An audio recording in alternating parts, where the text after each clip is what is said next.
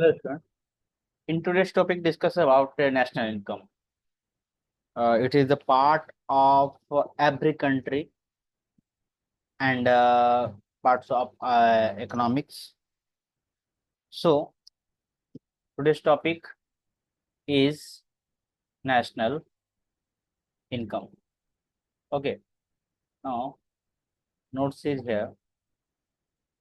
National income क्या है?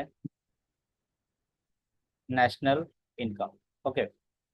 National income can be defined as some totals of factor income acquiring to normal res- resident of country within a domestic territory and from the rest of the world in a period of one financial year.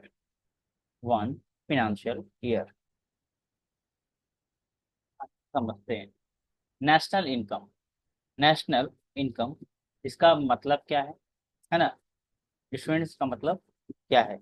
एक साल के भीतर, अगर 1 year की हम लोग बात करें, 1 ईयर के अंदर, ठीक है, 1 ईयर के अंदर, एक साल अगर बीत जाता है, एक साल के भीतर देश में जो सभी नॉर्मल जो निवासी हैं या फिर जो भी नॉर्मल इंसान है, ठीक है ना, जो भी नॉर्मल इंसान है, वो लोग जो भी अर्न कर रहे हैं, ठीक है ना, कमा रहे हैं, जिनकी कमाई होती है, जैसे कि वेजेज मजदूरी मिल गई, कोई भी रेंट, है ना, कहीं से इंटरेस्ट मिला या फिर कहीं से मुनाफा कोई कहीं पे हुआ, तो जो वह कमाई देश के अंदर होती, मतलब कि एक कंट्री के अंदर होती है, 1 ईयर के अंदर, और देश की कंट्री के अंदर होना चाहिए, ठीक है। उन सभी आमदनी को, पूरे इनकम को, जो देश के अंदर हो, ठीक है, जो देश के अंदर हो या विदेशों से भी हो, है ना, अब बाहर कंट्री से भी इंडिया में इनकम हो रहा है, ठीक है ना, उन सभी आमदनी को जोड़ को क्या कहते हैं? नेशनल इनकम कहते हैं। मतलब नॉर्मल सी बात है कि national income can be defined the sum of total of factor income, मतलब कि इनकम हो रहा है, ठीक है, नॉर्मल जो लोग यहाँ पे रहते हैं उस हिसाब से सभी को लेकर, ठीक है, डोमेस्टिक, और एक देश में जो लोग एक साल में जितने भी कमाई करते हैं, है ना, जितनी भी कमाई करते हैं उस सब का अगर जोड़ दिया जाए तो सब मिलाकर क्या बनेगा? सब मिलाकर क्या बनेगा? नेशनल इनकम बनेगा। क्या बनेगा? नेशनल इनकम बनेगा। ओके, क्या बनेगा? नेशनल इनकम बनेगा, है ना। ठीक है, अब हम लोग टॉपिक को और आगे बढ़ाते हैं, ठीक है। नेशनल इनकम के बाद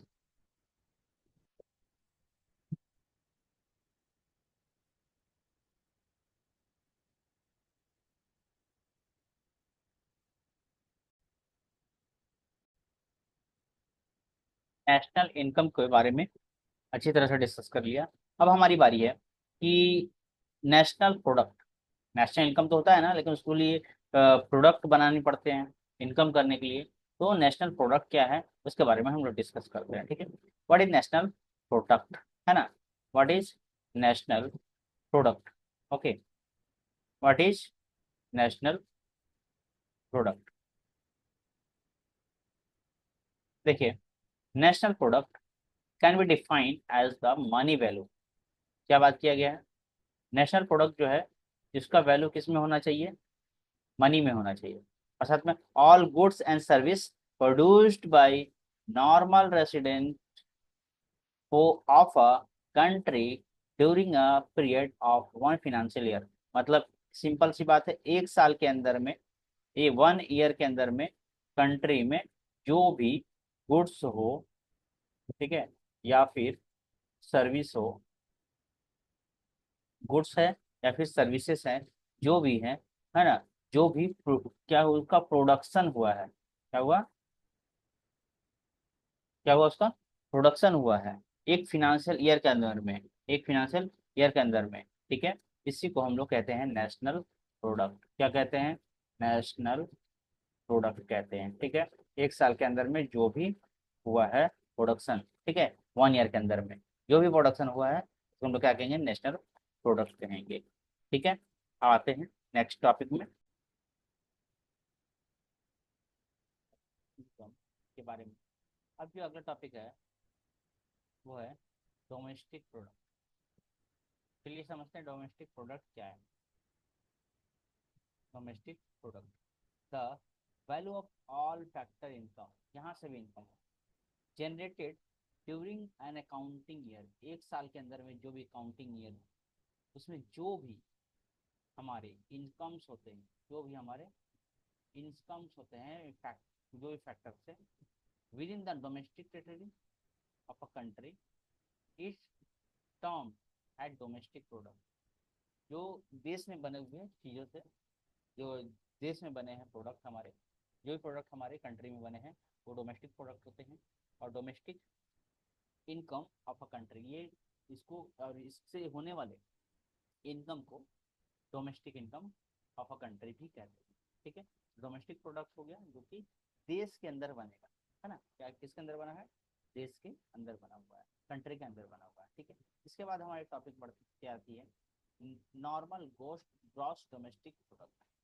normal gross domestic product, normal gross domestic product, gross domestic product जिसको हम लोग क्या बोलते हैं? जीडीपी। ये तो बहुत ही इंपॉर्टेंट है, आप लोग समय भी सुने भी होंगे। GDP refers to market value of final goods. कोई फाइनल प्रोडक्ट जब बन जाता है, जब हमारा प्रोडक्ट जो है कम्प्लीटली सेल करने के लिए रेडी हो जाता है, सेल करने के लिए जब रेडी हो जाता है फाइनल प्रोडक्ट, या फिर कोई सर्विस हो produce with in domestic territory और ऑफ अ कंट्री, कंट्री के किस क्षेत्र में, कंट्री में हमारा जो प्रोडक्ट रेडी हो जाता है ड्यूरिंग अ फिनेंशियल ईयर, एक साल के अंदर में, या फिर फिनेंशियल ईयर जो हम लोग कहते हैं, फर्स्ट जन से लेकर दिसंबर, या फिर 1 अप्रैल से लेकर मार्च तक, इस फिनेंशियल ईयर के अंदर में अगर वो कंप्लीट हो जाता है, ठीक है, it estimated using the current year price, current year price, तो it is also GDP current price. तो क्या कहते हैं?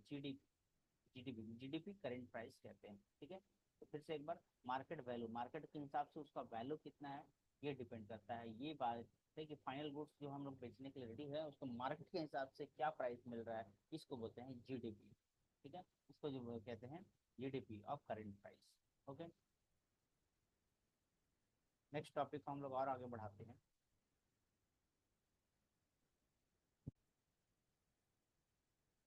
हम लोग डिस्कस करेंगे real gross domestic product. Real gross domestic product, real gross domestic product ये है क्या? Real gross domestic product GDP के अंदर में refers to market value of financial final goods. तो फाइनल गुड्स एंड सर्विस जो है उसका market value produce within the domestic territory of a country during the financial year as estimated. अब यहाँ पर ये चेंज हो रही है, as estimated using the base year, मतलब कि जितना यूज किया गया है, estimated using the base of year, बना है वो बात की अलग है जीडीपी, लेकिन रियल वर्ड आ गया, मतलब क्या है कि as estimated using the base year price, it is called GDP at constant price, GDP at constant price. Okay, तो रियल जहां बात का आ गई GDP, real gross domestic product, तो यहाँ पर क्या है? Estimated using the base year price, it is also called GDP constant price. Okay, now the next topic is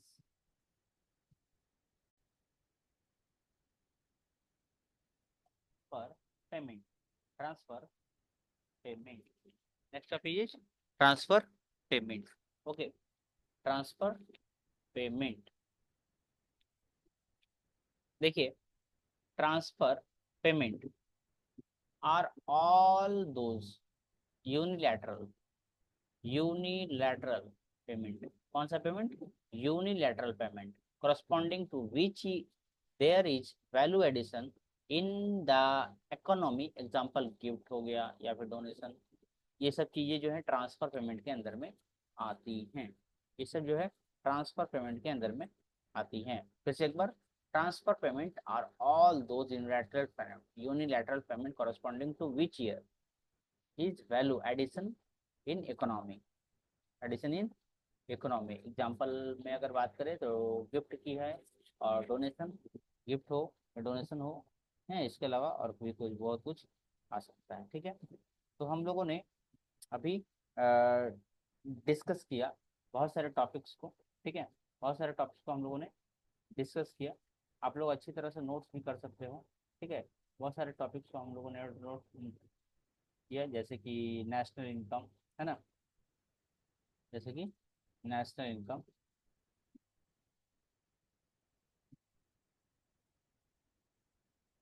national income, national product, है ना, डोमेस्टिक प्रोडक्ट, ठीक है, national gross domestic product, okay, real gross domestic product and transfer payment. ये सारे topic को हम लोगों ने डिस्कस किया।